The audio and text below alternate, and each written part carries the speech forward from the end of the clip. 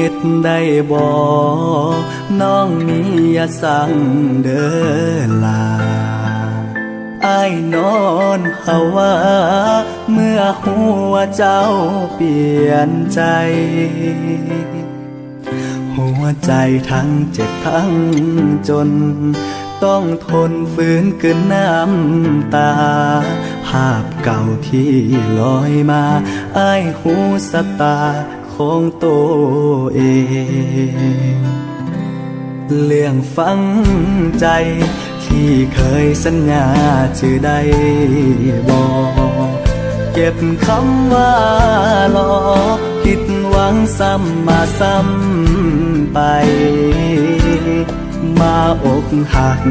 อีกแล้วน้องยังมาปุ่นหัวใจนี่จากไป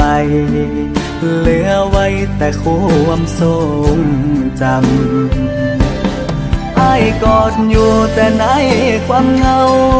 ส่วนตัวเจ้ากอดเขาทั้งคืนสุดจะฝื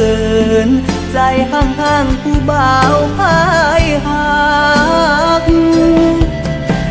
สะอ่อนคนหน้าตาดีกับป้อมเปลี่ยนสีไปจนได้